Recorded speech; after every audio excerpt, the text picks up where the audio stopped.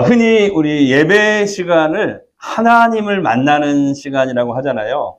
근데 정확히는요, 우리가 눈에는 보이지 않지만은 나의 영혼이 또 영이신 하나님과 만나는 거예요.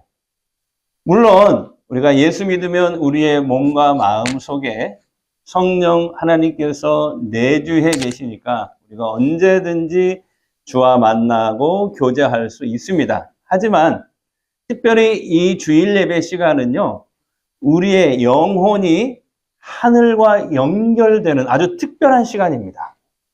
그래서 예수님께서도 예배에 대해서 강조하시기를 예배에서 중요한 것은 어떤 장소나 형식이 아니야. 영과 진리로 하나님께 예배 드리는 것이 중요해 라고 말씀하신 거예요. 영과 진리로 하나님께 예배 드린다. 쉽게 말하면 이거예요. 성령 충만한 마음으로 하나님 말씀을 중심으로 예배 드려야 한다.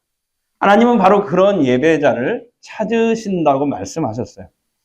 우리가 하나님께 예배를 드려야 하는 이유가 뭘까요? 딱 하나예요. 그분이 우리와 이 세상의 주인이시기 때문에 그래요. 창조주요. 이 세상 사람과 이 세상의 모든 것의 존재의 원인, 맨 처음에 있었던 그것, 바로 그분이 하나님이십니다. 게다가 지금도 이 하나님은 살아계셔서 예수 믿고 자녀된 우리들에게 날마다 은혜를 베푸시고 우리의 삶을 다스려 주시잖아요. 그것을 전문 용어로 특별 은총이다, 특별 은혜다 이렇게 얘기를 합니다. 물론 안 믿는 사람들에게도 하나님이 은혜를 베푸십니다. 해도 비춰주시고 바람도 불게 해주시고 비도 내려주시고 그러죠? 네. 믿는 사람, 안 믿는 사람 똑같이 다 하나님이 은혜를 베푸시는 것을 일반 은총, 일반 은혜라고 그러고, 그런데 믿는 자녀들, 우리 예수 믿는 자녀들에게 특별히 하나님이 우리의 삶에 개입하시고 도우시고 인도해 주시는 것을 우리는 은혜 받았다 이렇게 얘기를 하는 거잖아요. 예. 그래서 우리가 매주일 예배를 드리면서 주께서 내게 지난 한 주간 베푸신 그 구원과 은혜를 감사하고 찬양하고 또 말씀을 듣고 또 순종하고 아멘 할 때까지 해야지. 봉사하고 헌신하는 이 모든 게 다 예배예요. 이게 모든 게 다 예배다. 그런데 많은 성도들이 타성에 젖어서요, 이 예배의 본질을 놓칠 때가 많아요. 예배의 주인공 하나님이셔요. 우리가 아니에요. 예배를 받으셔야 할 대상은 하나님이시라니까요. 근데 그 하나님께 예배 시간에 집중하기보다는 내 문제 해결이 더 급해요. 예배 때 하나님이 어떤 분이신지를 깨닫기보다는 내가 구하는 것이 이루어지는 것이 더 중요하기 때문에 네, 그렇습니다. 자, 오늘 우리가 읽은 이 성경 말씀은, 이 본문은요, 사도 요한이 밤모섬에 유배되었을 때 주께서 환상으로 보여주신 그 유명한 하늘나라 예배 장면입니다. 하늘나라 예배 장면을 사도 요한이 환상 중에 지금 보고 있는 거예요. 더 정확히 얘기하면은 이제 이 밤모섬 그 차디찬 그 유배지 그 동물에서 노숙을 할 때 주님께서 이 사도 요한에게 나타나셔서 그의 몸은 살아있는데 그의 영혼만 하늘나라로 끌어올리는 겁니다. 그래서 열린 문을 통해서 하늘나라를 보게 해주시는 그 장면이에요. 그래서 오늘 이 본문을 통해서 예배가 내 인생에, 우리 인생에 왜 이렇게 중요하고 우리에게 어떠한 유익을 주는지를 깨닫게 해주는 그런 말씀이에요. 자, 오늘 말씀의 배경이 되는 것은 1세기 말입니다. 자, 오늘 우리가 21세기를 살아가잖아요. 2000년 전 1세기 말이에요. 오늘 배경이. 자, 이 지도를 보시면 그때 당시 이제 소아시아 교회들, 이 말씀의 배경이 되는 소아시아, 로마 제국의 소아시아 지역이 오늘날의 터키 지역을 얘기합니다. 그때는 로마 제국 소아시아라고 불렀어요. 근데 이 지역에 있는 많은 교회들이 정말 풍전등화 같은 위기에 처해 있었어요. 로마의 도미티안이라는 황제가 사람들에게 자신을 이제부터 나는 오늘부터 하나님이야. 나를 하나님이라고 불러. 주님이라고 불러라고 강요를 했거든요. 근데 로마 제국 안에 있는 많은 사람들이 황제 숭배를 했는데 딱 한 사람들만 거부를 하는 거예요. 그 누구예요? 기독교인들만 이것은 하나님께 우상 숭배하는 일이니 우리는 할 수 없습니다. 그래서 도미티안 황제가 이제 기독교인들을 그때부터 잔혹하게 죽이고 탄압을 해요. 여러분 이 역사적 기록을 보면 로마에도 가면은 콜로세움이라는 그 원형 경기장 있잖아요. 거기에 기독교인들을 다 집어넣고 굶주린 사자떼를 풀어놓습니다. 로마 시민들은 이 굶주린 사자들이 기독교인들을 뜯어먹는 것을 구경하고 박수치고 좋아하는 거예요. 로마가 망한 이유가 있죠, 여러분. 예, 망한 이유가 있는 거예요. 그리고 여러분 기독교 지도자들은요, 그냥 산채로요, 그냥 불을 붙여서 화형을 시켜요. 예. 이렇게 죽였다고. 그래서 여러분 성도들은 매일 로마 황제를 숭배하고 주님이라고 부르고 그냥 살아갈까? 아니면 나는 끝까지 예수를 믿겠다라고 하면서 죽을까, 순교할까라는 이 생사의 갈림길에 날마다 서 있었어요. 게다가 그들의 정신적 버팀목이었던 마지막 예수님의 제자였던 사도 요한이 체포된 거예요. 그도 체포가 됐어요. 그래서 저 에게해에, 저 동그라미 쳤죠? 반모섬으로 유배를 당합니다. 그런데 역사의 기록에 보면은 로마는 처음에 이 영적 지도자였던 이 사도관, 예수님의 마지막 제자였던 이 사도 요한을 공개 처형하려고 했대요. 그래서 어떻게 했냐면 로마 시내에 큰 이 펄펄 끓는 가마, 기름 가마, 물도 아니에요. 기름 가마를 물을 끓여놓고 거기에 사도 요한을 던집니다. 자, 이것은 성경에 나오는 얘기는 아니지만 역사적 기록에 나온 얘기예요. 근데 이상하게 그날 요한이 털끝 하나 상하지 않고 살아난 거예요. 할렐루야. 이때 로마는 당황합니다.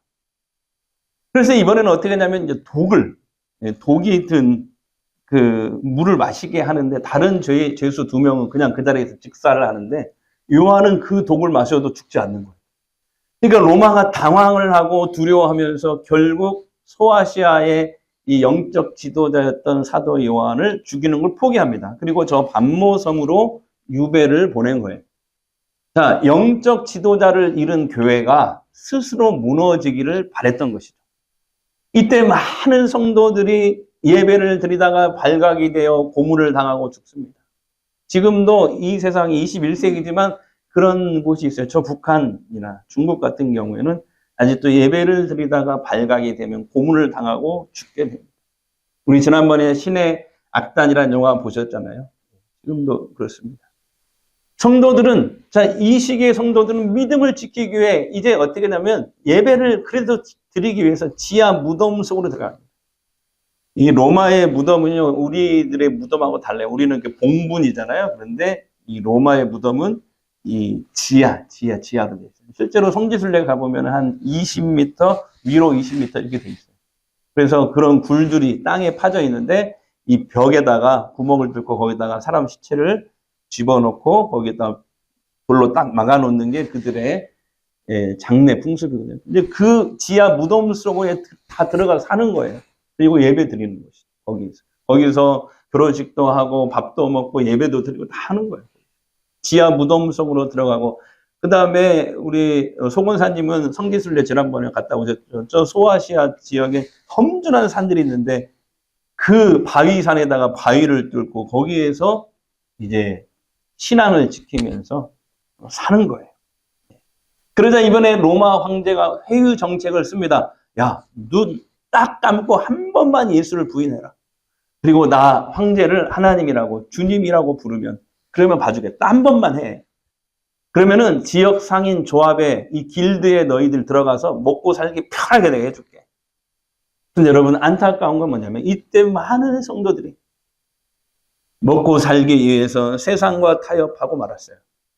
자, 여러분이 그 시대의 성도라면 어떤 선택을 하셨겠어요? 어떤 선택을 하셨겠어요? 여러분 쉽지 않죠. 그만큼 당시의 교인들 눈에 보이는 현실은 절망적이었어요. 충격이었어요. 로마 황제의 보좌는 견고해 보였고 교회는 흩어질 위기에 있었어요.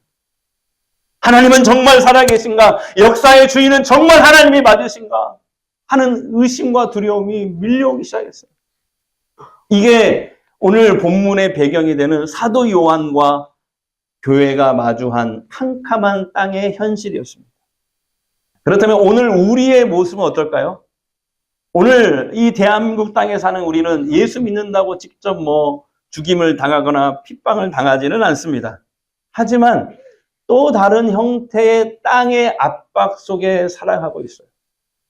경제적인 불안, 질병, 자녀 문제, 관계의 문제, 또 우리 청년들 같은 경우에는 불확실한 미래, 또 우리 장년들 같은 경우에는 또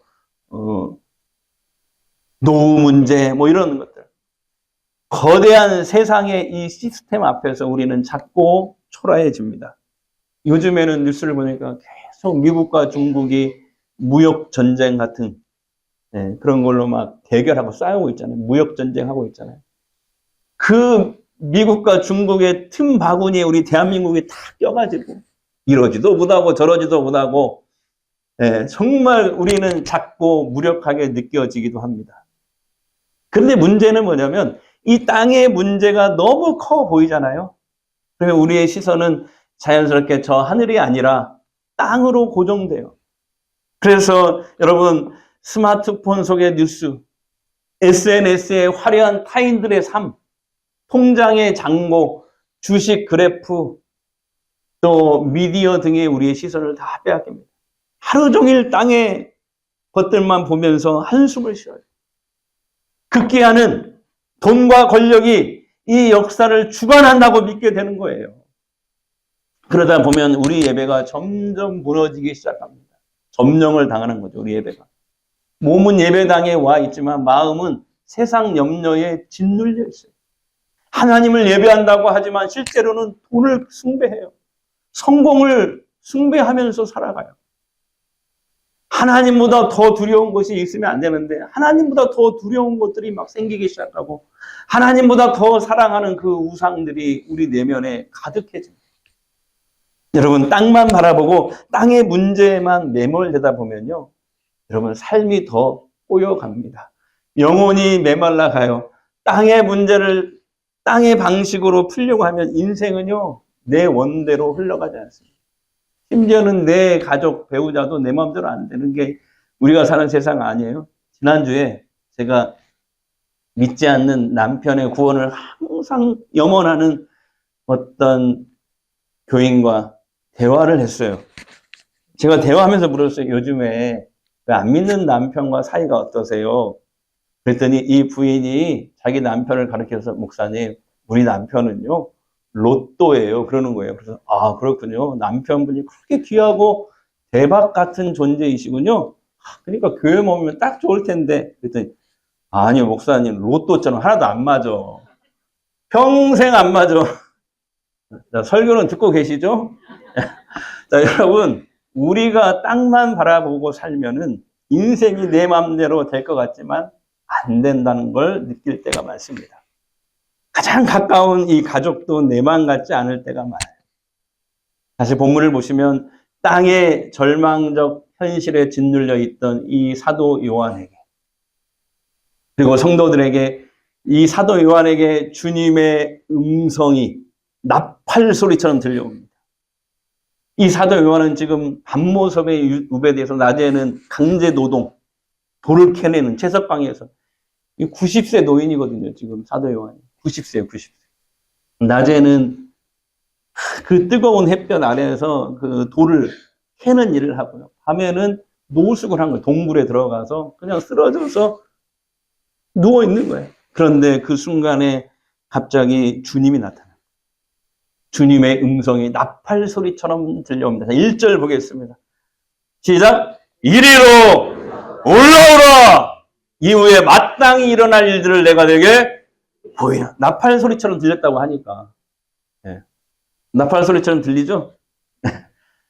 주님은 이렇게 환상을 통해서 사도 요한의 영혼을 하늘나라로 초대하신 거예요. 그리고 하늘 보좌와 그 보좌를 향한 하늘나라 예배 이 장면을 보여주신 거예요. 그래서 제가 어제 설교 준비를 다 마치고 AI에게 물어봤어요. 사도 요한이 그때 봤던 하늘나라 예배 장면을 한번 그려봐. 그랬더니 이렇게 그려주더라고요. 그냥 참고만 하셔요. 또 잘못하면 이단이라고 하니까. 이게 완벽한 건 아닌데 좀 많이 틀렸어요. 틀려요. 이 성경대로. 왜냐면 지금 내 생물체 저 천사들이 날개가 6인데 2개밖에 안 나왔다는 이런 것들이 조금 차이가 있는데 그래도 여러분 좀 느낌 오시죠? 감이. 예. 감은 오시죠? 네, 이렇게 그려뒀더라고요. 예. 왜 주님은 이런 하늘나라 예배 장면을 하늘 보좌를 요한에게 보여주셨을까요? 그것은 땅의 절망의 상황만 보면 도저히 답이 안 나오기 때문에 그래요. 그래서 한 신학자가 이런 유명한 말을 했어요. 하늘의 영광을 본 자라야 땅의 비극을 이겨낼 수 있다. 예. 땅의 상황이 힘들수록 눈을 들어 하늘을 봐야 된다는 거예요. 왜냐, 이 세상과 우리 인간의 생사하복, 바로 주관자가 누구시니까? 하나님이십니다. 요한이 본 이 하늘 보좌는, 여러분 여기 군대에 갔다 오시면 다 아시죠? 군대 용어로 지통실이에요, 지통실. 장군님, 지통실이 뭐죠? 뭐의 줄임말이죠? 지휘통제실. 예, 지휘통제실의 줄임말이에요. 여기가 우주의 중심. 우리가 사는 이 세상의 지통실이에요, 지통실. 이 세상을 지휘하고 주관하는 곳이라고 주님이 말씀하시는 거예요. 요한이 본 이 하늘나라 예배 장면을 제가 간단히 표로 그려봤어요. 이게 4장과 5장이거든요. 근데 5장까지는 우리가 읽지 못했는데 4장과 5장이에요. 요한이 본 그 하늘나라를 묘사한 것이 4장과 5장인데, 그런데 요한이 본 이 하늘나라 장면을 빨리 그 편지를 써가지고 요한이 그 소아시아에 핍박받는 교인들한테 보내기를 원했거든요. 그런데 보낼 때 중간에 검열을 당하잖아요. 그러니까 교인들은 아는 용어, 로마 군인들은 모르는 용어, 상징적인 숫자와 용어로 오늘 이렇게 기록을 한 거예요. 예. 자, 그래서 어쨌든 설명을 드릴게요. 요한이 본 건 맨 가운데 하나님 보좌가 그 중심에 있어요. 그리고 5장에 보면은 오른쪽에 어린 양이 계신데, 어린 양은 우리는 알죠? 어린 양이 누구예요? 예수 그리스도. 예수님이 하나님 보좌 오른편에 계시고, 그다음에 오늘 말씀에 보면 그 앞에 7 영이 계시다. 7이라는 숫자는 7분이 계신다는 뜻이 아니고, 7은 유대인들은 완전한 이런 뜻이에요. 완전. 7이 완전이거든요. 그래서 완전한 하나님이신 성령님이 이 보좌 바로 앞에 계시고. 그러니까 여러분, 지금 주님이 사도 요한에게 얘기하는 것은 이 세상이 로마 황제가 역사를 다스린다고 생각하지만 진짜 이 세상 통치자는 저 하늘 보좌에 계신 삼위일체 하나님이시라는 뜻이에요. 그런데 오늘 말씀해 보니까 하나님은 어떤 모습이냐, 이 사도 요한이 보니까 막 찬란한 빛이 확 나는 거예요. 벽옥과 홍보석 같은 영광의 광채에 쌓여 계시고 무지개가 보좌를 두르고 있어요. 자, 우리는 무지개 알죠? 무지개 보면 구약성경에 보면 하나님이 심판을 하셨는데 심판 중에도 긍휼을 베푸시겠다는 표시로 한 게 무지개잖아요. 그러니까 하나님 어떤 하나님이에요? 무서우신 하나님, 심판하시는 하나님이시지만 그래도 심판 중에라도 은혜를 베푸시고 긍휼을 베푸시는 그런 하나님이시다라는 걸 뜻하는 거예요. 그런데 어쨌든 사도 요한이 본 이 하나님의 모습은 막 빛이었어요, 빛. 찬란한 빛. 뭐, 벽옥과 홍보석, 거기서 나오는 막 색깔, 찬란한 색깔들이 막 찬란하게 빛이 나는 그런 모습이었다라는 것입니다. 자, 그 다음에 계속 이 그림을 보시면요. 저 하나님 보좌를 중심으로 동심원처럼 이렇게 둘러싸여 있는 거예요. 둘러싸여 있는 천상의 존재들이 하나님 쪽을 향해서 둘러싸서 찬양과 예배를 드립니다. 정신 차리세요. 이게 좀 요한계시록 제가 잘 들으셔야 돼요. 여기 지금 내 생물체들이 내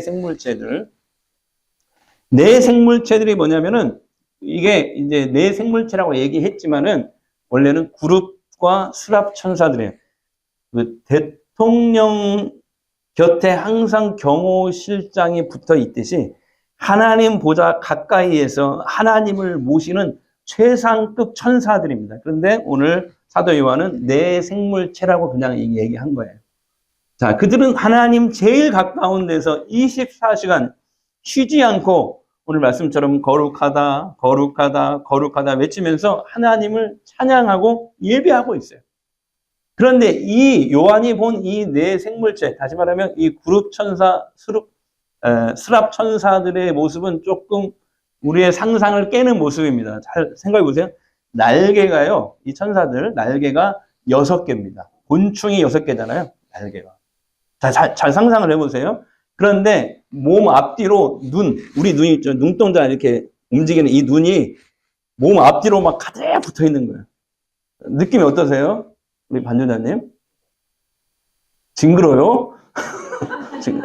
눈이 막 앞뒤로 막 가득하고, 이게 지금 천사의 모습이란 말이에요. 하나님 보좌에서 둘러싸인 날개여서 몸의 앞뒤로 눈이 가득하고, 그 다음에 얼굴은 네 천사가 다 달라요. 한 사람은 사람 얼굴, 한 사람은 독수리 얼굴, 하나는 사자 얼굴, 하나는 송아지 모습을 하고 있어요. 이건 뭐냐면 지구상의 모든 생명체를 대표하는 거예요. 자, 그래서 여러분, 이 성경은 더 이상 알려주지 않아요. 그러니까 성경이 알려주지 않는 것은 어떻게 해야 되냐면은 나중에 하늘나라 가면 물어봐. 그러면 돼요. 근데 하나님이 가르쳐 주지 않는 것을 어거지로 이것을 막 알려고 그러면 그래서 이단이 나오는 거예요. 자, 그 다음에 이 네 생물체, 이 천사들 뒤로 뭐냐면 24장로들이 금관을 쓰고요, 흰 옷을 입고 보좌에 앉아 있대요. 그래서 여러분 24는 뭘 뜻하냐면은, 자, 구약의 12지파, 신약의 12사도를 상징해요. 합이 24. 그러니까 24장로라는 것은 구원받은 구약의 성도들, 구원받은 신약의 모든 하나님의 백성, 거기에 우리도 포함이 되어 있는 것이죠. 자, 이 24장로들이 흰 옷을 입었다는 것은 무엇을 뜻하냐면 예수의 보혈로 죄의 씻음을 받은 사람들, 이런 뜻이에요. 또 금관을 썼다는 것은 아무리 어렵고 고난 속에서도 끝까지 믿음을 잃지 않고 승리한 사람들이라는 뜻이에요. 여러분, 우리도 끝까지 주님이 부르시는 그날이 언젠지 모르지만 끝까지 믿음을 잘 지키며 살다가 하늘나라에 가게 되면 우리도 이런 모습으로 있게 될 줄 믿습니다. 그 다음에 24장로들 뒤로 수많은 천사들이 둘러서서 찬양을 하고 있대요. 자, 이렇게 찬송합니다. 이번 주 하가다 말씀 11절입니다. 11절 말씀. 자, 성경 보세요. 시작. 우리 주 하나님은 영광과 존귀와 권능을 받으시는 것이 합당하오니 주께서 만물을 지으시니라. 만물이 주의 뜻대로 있었고 또 지으심을 주 하나님이여 영광과 존귀와 권능을 받으시는 것이 합당하시나이다. 우리의 창조주이시고 우리의 구원자이시니까. 이런 찬양을 천상에 있는 존재들이 하나님 나라, 하나님의 보좌를 향해서 찬양하고 예배를 하고 있는 거예요. 여러분, 이 천상의 예배를 보면서 요한은 깨닫게 됩니다. 아하, 로마 황제는 잠시 있다가 금방 사라지는 안개일 뿐이구나. 이 세상을 다스리고 주관하시는 분은 오직 삼위일체 하나님이시구나. 그리고 땅의 이 어두운 현실을 이기는 힘은 저 보좌에 앉으신 하나님을 바라보는 예배에 있구나. 이걸 보여주시려고 했던 거예요. 하나님은 오늘 우리에게도 동일하게 말씀하십니다. 다 같이요. 이리로 올라오라. 예배가 얼마나 너희 인생에 중요한 건지 보고 깨달아야 한다는 거예요. 여러분, 예배는 단순한 종교 행위가 아닙니다. 종교 의식이 아니에요. 우리의 영혼이 하늘 문을 열고 진짜 세상 통치자이신 저 하나님과 만나는 시간이에요. 이 삼일체 하나님과 만나는 시간이 예배 시간이에요. 우리가 눈에 안 보여서 그렇지. 그래서 여러분, 영적 침체에 빠져나오기 위해서 가장 먼저 해야 될 일은 예배를 중단하는 것이 아니라 오히려 예배 속을 파고 들어가는 거예요. 그 예배를 통해서 하나님을 바라보는 거예요. 그래서 예배를 잘 드리면 영적으로 다시 살아납니다. 땅에 어떤 절망의 문제가 내 앞에 놓여 있다 할지라도 그 문제보다 크신 하나님을 바라보는 시간이 바로 예배 시간이에요. 여러분, 하나님은요, 우리 삶은 얼마든지 바꿔놓으실 수 있잖아요. 그렇게 믿으시죠? 2차 세계대전 때 영국 정부가 국민들이 이제 존경을 받던 윌리엄 템플 목사님에게 라디오 메시지를 부탁을 합니다. 예. 그런데 많은 사람들은 그렇게 기대를 했거든요. 이 목사님이 라디오 연설에서 분명히 젊은 사람들이요, 아니면 우리 영국 국민들이요, 우리가 다 같이 일어나서 총과 칼을 들읍시다. 저 독일놈들과 싸웁시다. 이렇게 얘기할 줄 알았는데 그분의 서두는, 연설의 서두는 충격적이었어요. 이렇게 얘기했어요. 국민 여러분, 지금은 다른 어떤 때보다 전능하신 하나님께 예배해야 될 때입니다. 이렇게 얘기한 거예요. 그렇습니다. 상황이 복잡하고 위급할수록 하나님 앞에 나와 엎드려 온 마음으로 예배 드려야 돼요.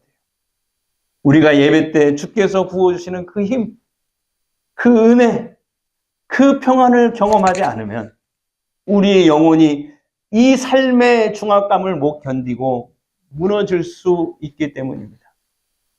그래서 예배 때마다 주께서 부어주시는 그 사랑, 그 은혜, 그 세임, 그 능력으로 우리 모든 상처와 좌절을 이겨낼 수 있는 거예요.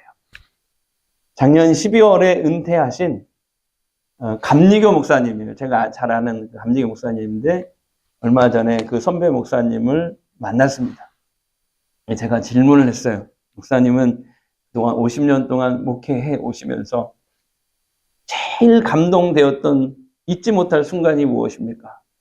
그랬더니 45년 전에 자신이 전도사 시절, 신학대학 졸업하고 전도사 시절 처음 이제 부임한 그 교회 얘기를 해주는데, 이게 어디냐면 전남 고흥의 소록도라고 아세요?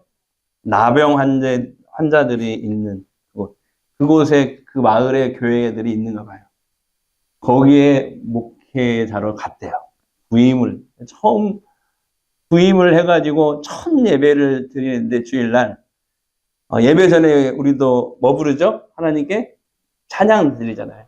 근데 목사님은 그때 그 찬양하는 모습을 보고 충격을 받고 그날 강당에서 펑펑 울고 설교를 하나도 못했대요. 그곳에 모인 성도들은 코가 문드러지고 눈썹이 빠지고 손가락이 다 잘려나간 참혹한 이런 모습이에요. 그러니까 세상의 기준으로 보면 하나님을 원망하고 저주해도 모자랄 처지였대요.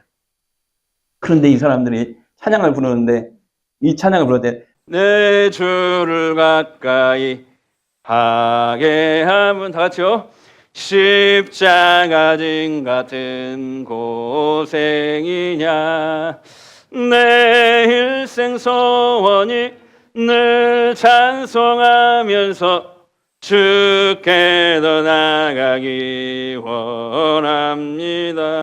이 찬송을 부르는데 성도들이 손가락에 없는 그 뭉퉁한 손목을 서로 막 부딪히는데 막 피가 나네. 피가 나도록 박수를 친다는 거예요. 입술이 없어서 침이 새고 발음이 새고 눈이 없어서 눈물이 그냥 주르륵 나오는 거예요. 그런 얼굴로 그 어떠한 건강한 성도들보다 더 기쁘고 환하게 웃으면서 하나님을 찬양하고 있었대요. 그때 목사님은 깨달았대요. 나는 건강한 몸을 가지고도 이렇게 감사하지 못했는데 이분들은 썩어가는 육체를 가지고도 천국을 살고 있구나. 이분들에게 하늘 문이 열려 있구나. 사랑하는 성도 여러분, 이것이 예배의 능력이에요. 그때 소록도의 성도들은 육체의 고통, 즉 땅의 현실 속에 갇혀 있었지만 예배를 통해 보좌에 앉으신 이 하나님을 만났기 때문에 그 지옥 같은 고통을 천국의 소망으로 이겨낼 수 있었던 거예요. 오늘 우리의 삶이 아무리 무너져 내려도 예배의 자리를 지키시기 바랍니다. 예배의 자리.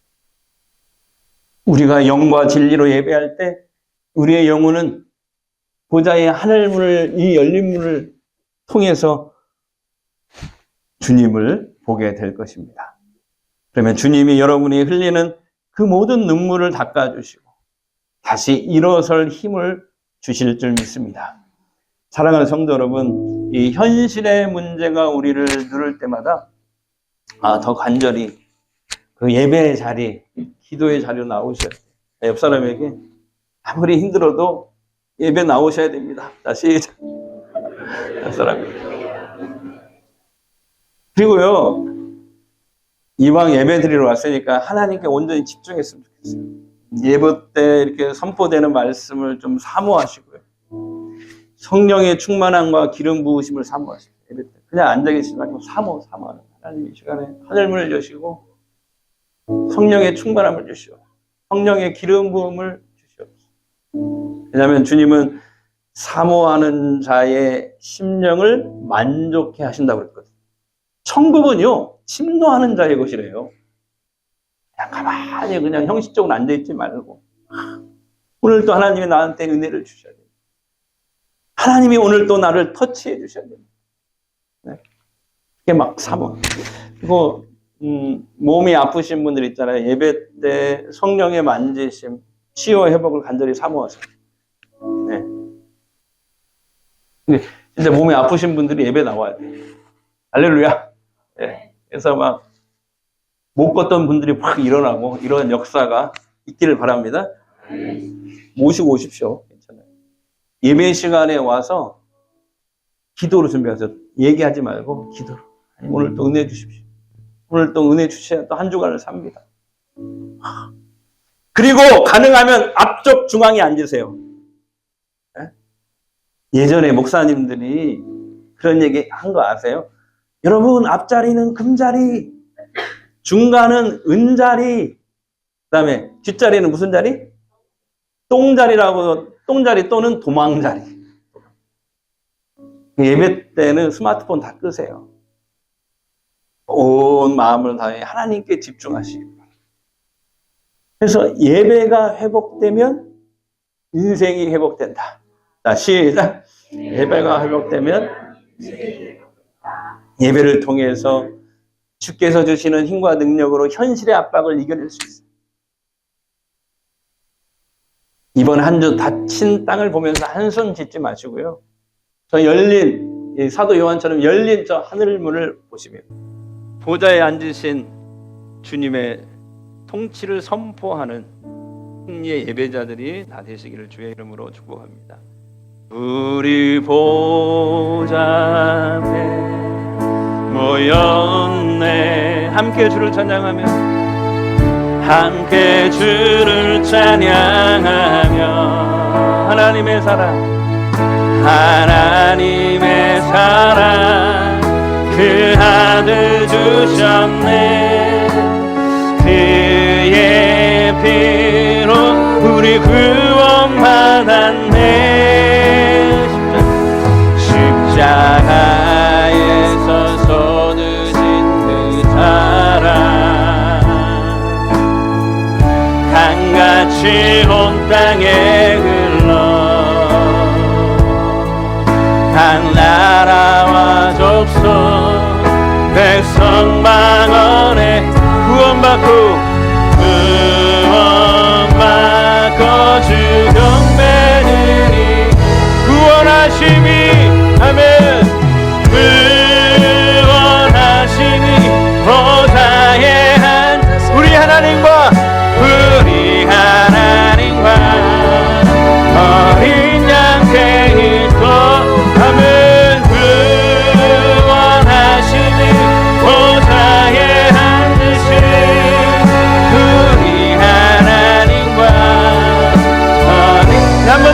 기도합니다. 구원하심이 아멘. 구원하심이 보좌에 앉으신 우리 하나님과 어린 양 케이토나 구원하심이 보좌에 앉으신 우리 하나님과 어린 양 케이토나. 사랑하는 성도 여러분, 이 시간 한번 우리 합심으로 기도하는데요.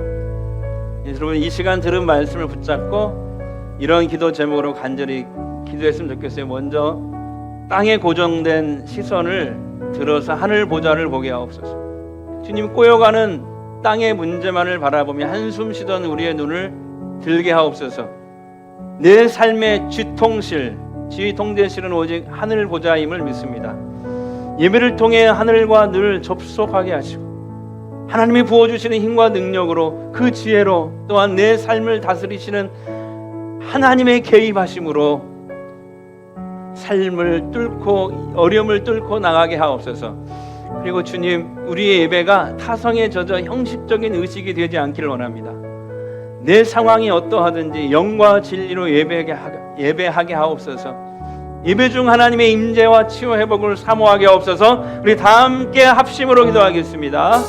우리 아버지 하나님, 아버지가 주님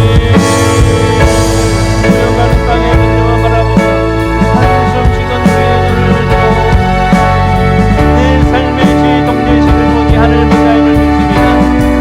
예배를 통해 하늘과 하늘을 접속하게 하시고 하나님의 부어주시는 힘과 능력과 지혜로 내 삶을 다스리는 하나님의 개입하심을 신뢰하게 하고 주님, 우리의 예배가 타성이 되는 형식적인 의식이 되지 않기를 원합니다. 내 상황이 어떠하든지 영과 진리로 예배하게 하옵소서. 예배 중에 하나님의 임재와 치유 회복을 사모하게 하옵소서.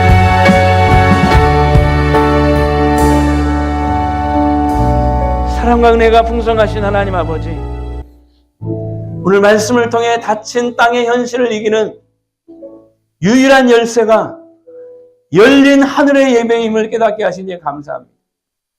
우리는 그동안 눈앞에 보이는 경제 위기, 자녀의 문제, 관계의 아픔이라는 땅의 현실에만 짓눌려 살았습니다. 내 뜻대로 되지 않는다고 원망하며 하나님보다 문제 해결을 더 숭배했던 우리 연약함을 용서해 주시옵소서. 주님, 이제 간절히 구하오니 반모섬의 요한에게 보여주셨던 그 하늘 보좌의 영광을 오늘 우리들에게도 보여주옵소서. 소륙도의 성도들이 육체의 고통을 넘어 천국을 누렸던 것처럼 우리 성도들이 어떤 절망적인 상황 속에서도 예배를 통해 하나님의 위로와 하나님의 은혜를 경험하게 하옵소서. 이제는 예배를 구경하는 자가 아니라 생명 다해 영과 진리로 드리는 예배자가 되기를 결단합니다. 우리 예배가 회복됨으로 가정이 살아나고 일터가 풀리고 꼬인 인생의 실타래가 풀리는 역사를 경험하게 하옵소서. 이제 치유 기도하겠습니다. 여러분, 아픈 곳에 손을 대십시오. 마음이 힘드신 분은 두 손을 가슴에 얹으십시오. 이 시간에요, 우리 주님이 원하시면 어떤 질병이라도 고침받을 줄 믿습니다. 주님, 아픈 내 몸과 마음을 만져주옵소서. 회복시켜 주옵소서. 성령의 기름을 발라 주옵소서. 치유의 광선을 비춰 주옵소서. 하나님의 살아계심을 보게 하옵소서. 모든 질병과 가난, 고통과 저주는 예수의 이름으로 물러갈지어다. 소멸될지어다.